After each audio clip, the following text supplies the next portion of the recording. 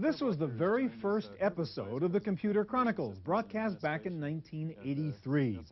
When we first launched this series, sitting by my side as co-host was Gary Kildall. But Gary was a lot more than a TV host. Gary, in fact, was one of the most important individuals in the history of personal computing. Gary died last year, leaving a legacy not matched by many in this field.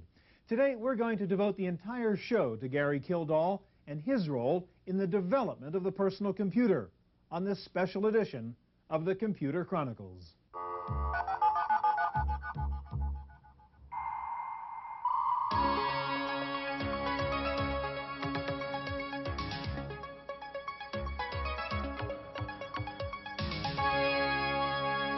The Computer Chronicles is brought to you by RonDiamond.com, the oldies site on the internet. Music and memories from the 50s, 60s, and 70s, not just another jukebox. Additional support comes from the law offices of Ivan Hoffman, lawyering with integrity for internet law, copyright, trademark, and other intellectual property law. And by TechWeb for up-to-the-minute technology news. On a residential block in the seaside town of Pacific Grove, California, sits a modest house with a grand history. Behind its garage, in a small carriage house, one of the seminal events in personal computing history took place. The first modern operating system for the microcomputer was born here over 20 years ago. It was called CP/M, and its inventor was a young computer science teacher named Gary Kildall. Kildall had started developing his control program for microcomputers, also known as Control Program Monitor, in the early 1970s, when he realized the potential for a general-purpose small computer. He was carrying a portable computer at a time when the desktop PC was just a dream. I met Gary in 1973 in the computer science lab late one evening. He was a young kid, freckled, reddish hair, boyish enthusiasm, was in cutoffs, came into the computer center with a leather briefcase that he flipped open and connected to a teletype, an ASR-33. And that was an entire self-contained computer. It was the first personal computer I ever saw. And I went wild. I wanted to know where he got it, how he got it, what he was doing with it, how I could get one. Gary studied computer science at the University of Washington and went on to obtain a doctorate. He soon moved to the Naval Postgraduate School in Monterey, where he later became a professor. In the 1970s, the seeds of CP/M were planted during his teaching career at Monterey. He continued to work on the project at home and later in this tiny rooftop office above a restaurant in Pacific Grove. The first thing I heard that Gary did that was really brought to my attention was he invented a programming language called PLM and implemented it for the Intel microprocessors to prove that the 8088 was, or the 8080, I'm sorry, was a real computer and not a controller for microwave ovens, but that it was a real computer. And he went off and wrote a programming language that ran on microcomputers. Now we can say, well, of course that's no big deal, but at the time it was a pretty big deal. He invented this language, and then to show that the language was useful, he wrote CP/M. That's what really actually happened. He created this operating system and built it around this Intel microprocessor to show what could be done with microprocessors. And in 1975, when he was doing this, that was pretty revolutionary. Gary's approach to computing was far ahead of the conventional notions of the time. While a consultant at Intel in the 70s, he offered to sell them CP/M, but Intel could see no use for it and turned him down. Shortly afterwards, in 1976, Gary and his wife Dorothy founded a company called Intergalactic Digital Research, later shortened to Digital Research, in an old Victorian home. In the early days, Digital Research Incorporated, or DRI, was CP/M.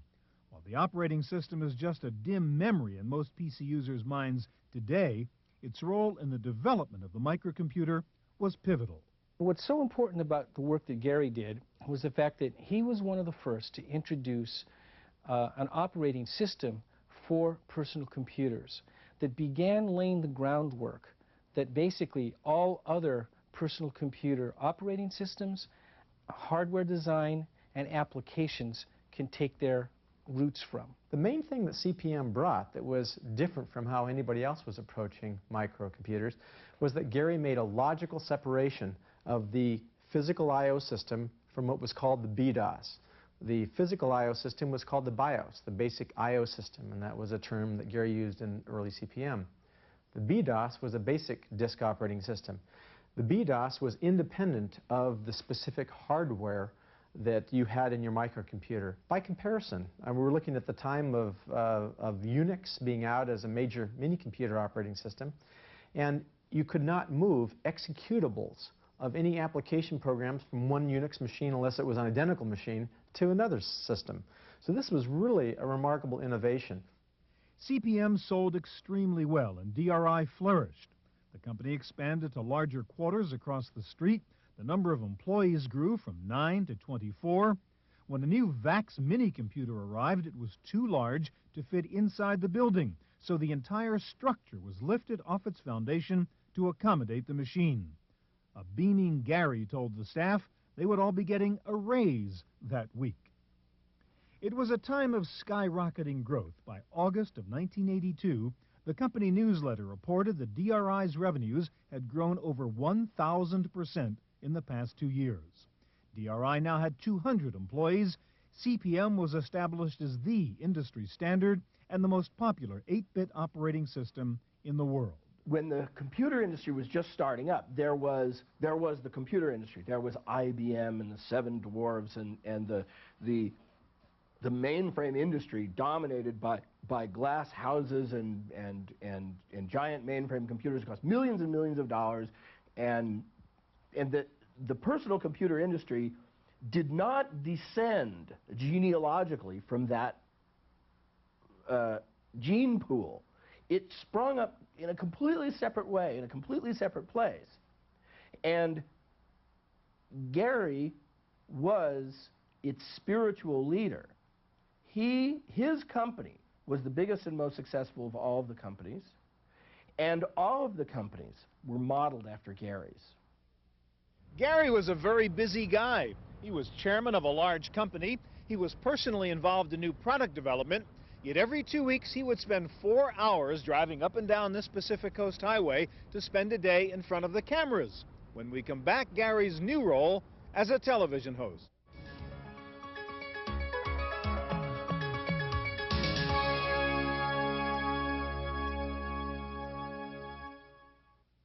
With DRI's business growing, Gary went on to other pursuits, including the role of co-host on Computer Chronicles. His second career as television host lasted over 6 years, during which he provided acute insights into the technology and potential of hundreds of products. While appearing on the program, he also showed off products and technologies of his own that were far ahead of the market, including a multitasking operating system for PCs called Concurrent DOS. What's even more interesting is that all is not quite as it appears, because in fact if you press a little key here, you actually see that there are lots and lots of processes actually running, lots of tasks running here. And in fact on these serial terminals even themselves, I can hit a key on this one, for example, and find that I'm running DBase 3 at the same time. So what we're seeing here is the ability of the IBM PS2 Model 80 as a 386-based machine in conjunction with concurrent DOS 386, its ability to run both standard DOS applications, because the operating system is completely DOS compatible, but to be able to run multiple DOS applications and to allow shared access to them. DRI also had one of the first graphical user interfaces called GEM. I'll open up a pre-prepared graph, and we'll see what the combination of text and graphics look like. I'm going to go to a full screen here. You can see here's the final result of putting it together, text with graphics. And I'll just go ahead and send this to the output device. And in this case, we're going to just use a screen, but it could be a slide maker or over a transparency maker, whatever it happens to be. And that well, I think that his interest was in, first of all, showing that digital research was still the leader and not,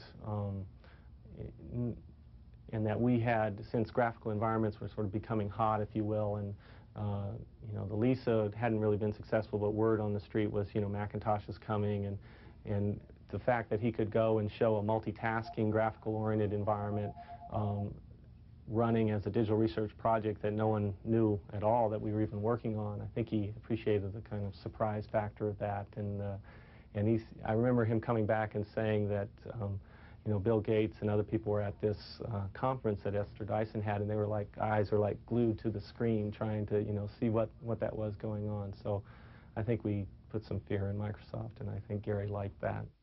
Gary's pleasure at beating everyone to the starting gate with new ideas may have been personally satisfying, but it was also risky. By revealing DRI projects, he was also divulging information that could be appropriated by other companies. And this created a unique ethical situation for Gary and his chief competitor. I really believe that on a scale of 1 to 10, 10 being ethical, Bill Gates is about a 9. I think that there are some other corporate presidents out there that are about the 3s and the 4s. I don't want to be an apologist for Bill Gates, but I'm saying that Gary is just on a different scale. His ethics is a different scale. And what happened is Bill used his ethical scale, which was a darn good one. And Gary used his ethical scale, which is a darn good one. Now, the ethics of a businessman are generally one that's very, very competitive. And the ethics of an academician, although they're certainly competitive, involves a much greater degree of cooperation.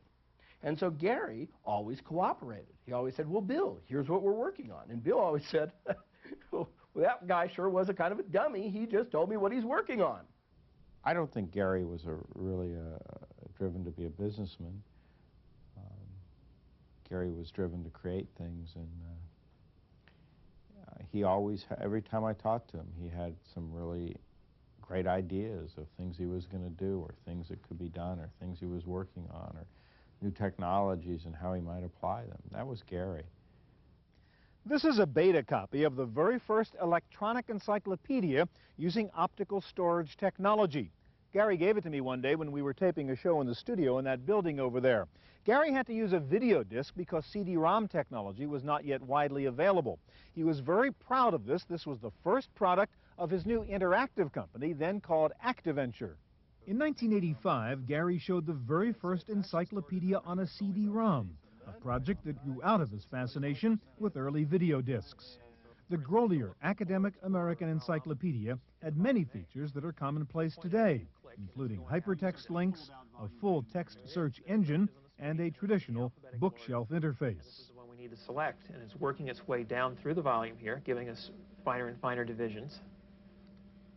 Then finally we go down and find the article titles, and here they are just as if we were thumbing through that section of the encyclopedia, and we can point to the title we wish to examine. So you're just pulling out that article now. That's right, and here it is, the exploits of Raoul Amundsen. From this point, you can page back and forth, take a look at the article and things of that sort. Now, that's all in the CD-ROM that's in this player right here.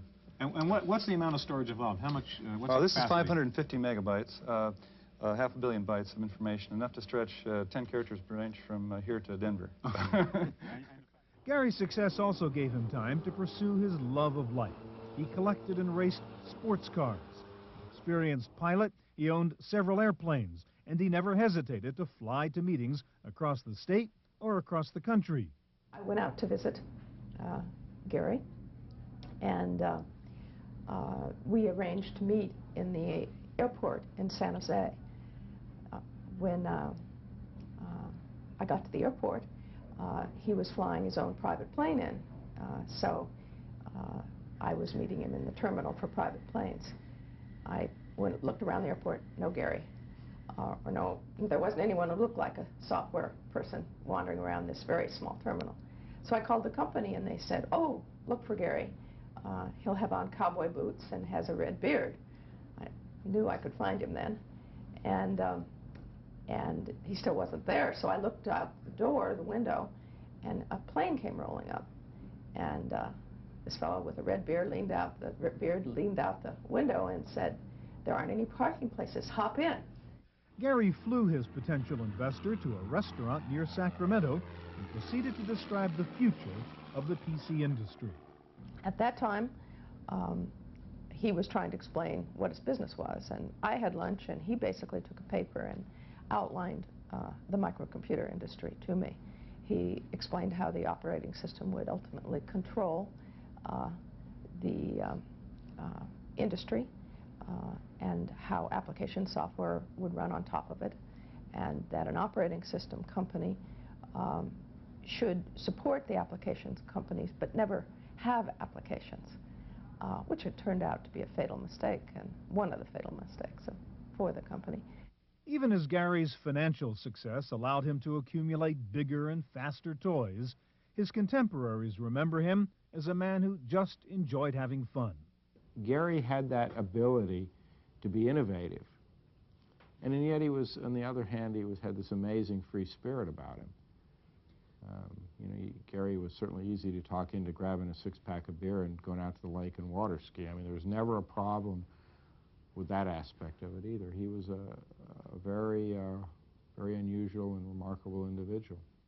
The early days of the microcomputer industry created an exciting atmosphere that attracted adventurous entrepreneurs. To the PC pioneers, working outside of the mainstream mainframe computer world made it more risky, but more satisfying. There were very, very few people in those first years who came into the computer industry, came into the microcomputer industry from the real computer industry. The attitude that pervaded Silicon Valley in 1980 was, when are the grown-ups going to come in here and make us stop? That was really what it felt like. Because we could do things that we could do whatever we wanted. CP/M's role as the standard operating system for personal computers was not to last very long. When we come back, the battle between CP/M and MS-DOS and the true story of what happened with IBM and Bill Gates.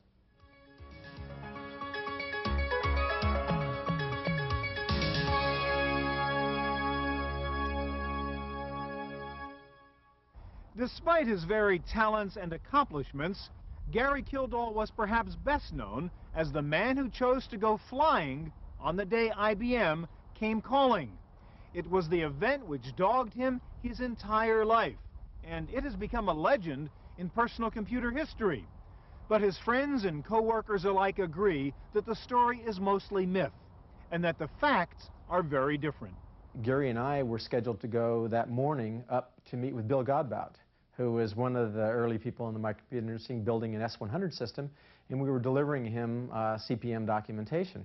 So Gary and I, as the story goes, were in fact flying. We flew up to the Bay Area, up to the Oakland airport, delivered the software to Bill, and flew back down and joined the IBM meeting. We were there for the meeting later in the afternoon.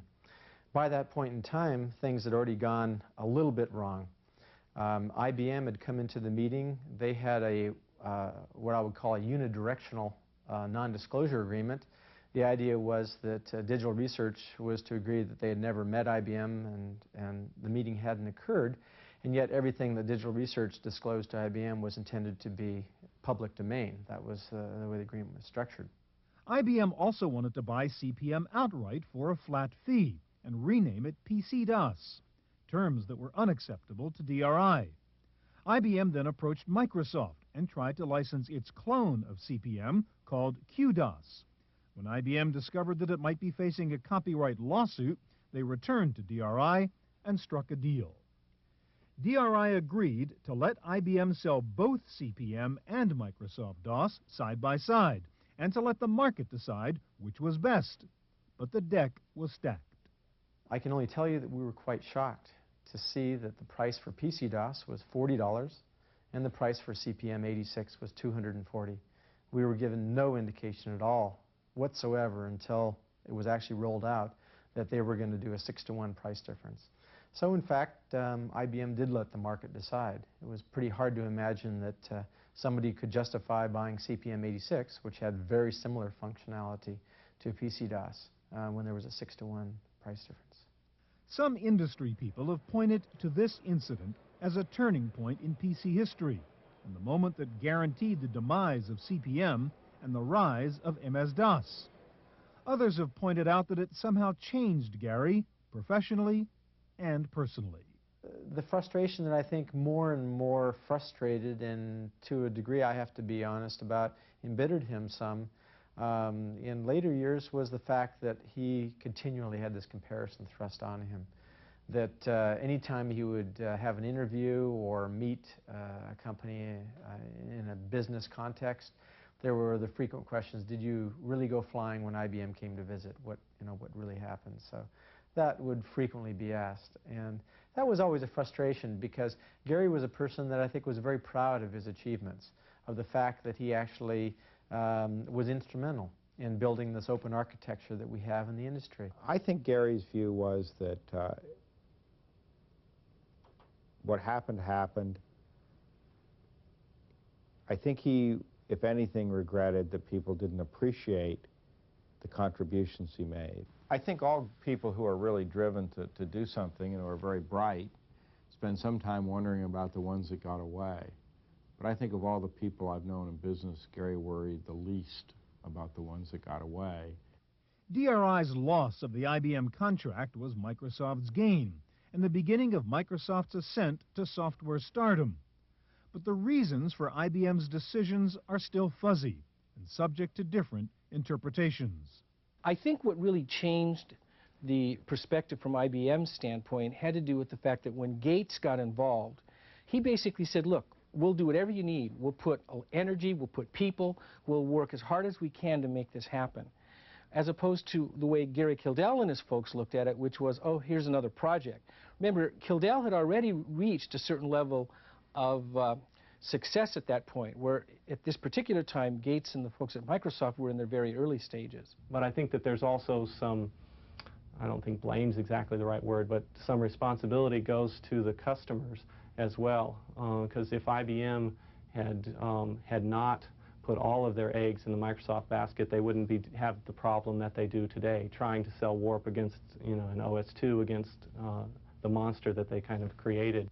Whatever the reason, the competition between DRI and Microsoft seemed to become a personal battle between Gary Kildall and Bill Gates, at least in the public eye.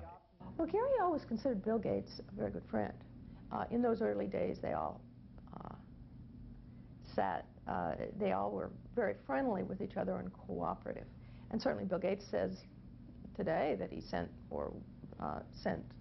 IBM to DRI when they were looking for the operating system. I was on a panel that Ben Rosen put on for the Rosen Forum in those very early days. And Gary got up and talked about what his plans were for CPM and where the company was going, and then made a comment. Well, this is a very large market, and there's room for lots of companies. And Bill Gates interrupted, and he said, no, there'll only be one company.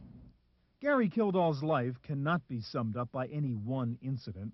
It was made up of many notable accomplishments and a constant desire to innovate. His numerous contributions to the PC industry are evident, if not always recognized. To those who knew him well, it was the delight of discovery and not the money that drove him. And I think that in his mind, what he was always looking for is, what is it that he could get or do or create with the technology that would be his big win? And that was elusive. And in fact, the fact that it was elusive, I think, played very heavily on the way he lived the latter part of his life. Gary Kildall's untimely death in 1994 at the age of 52 was a reminder that the light of genius is transitory and fragile. To his many friends and associates, it was a warning that we should cherish our relationships while we can.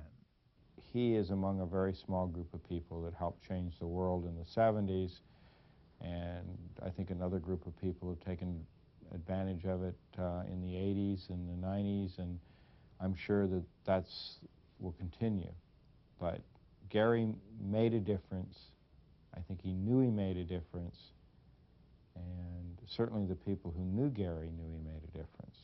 I think at this point in time it would be a shame to have Gary forgotten as being a person that was instrumental to the growing of this whole industry itself. Gary was somebody that had an infectious enthusiasm. If you go out in the industry and talk with associates that he worked with at a business level, knew Gary as a person that enjoyed enjoyed the warmth of human contact, that enjoyed going to parties, to be very personable. He was not somebody that restricted his focus to just the decision makers and the people that were leading the businesses and whatever. He was somebody that had a breadth of interests and was a very open person. So I think it would be a real loss if all that the industry remembers about Gary is he was the guy that was flying the day IBM came, because he was a much more of a person and contributed a great deal to this industry.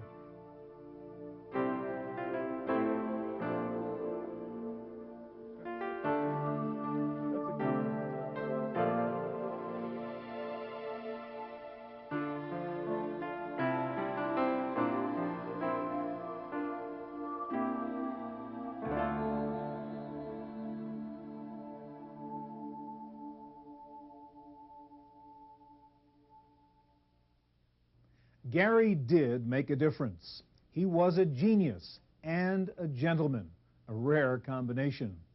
Gary did make a lot of money, but he was driven by an honest desire to create new ideas that could expand the human potential. For the Computer Chronicles, I'm Stuart Chaffee.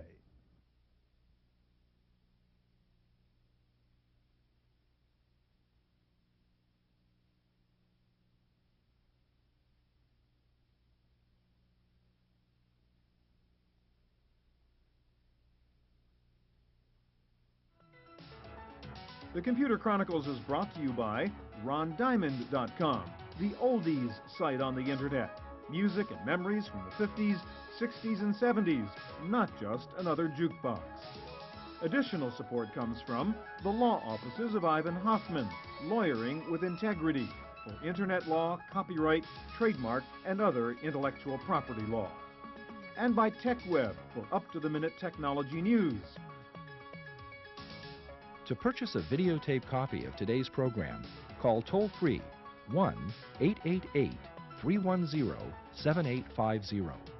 Please specify the show number and the topic.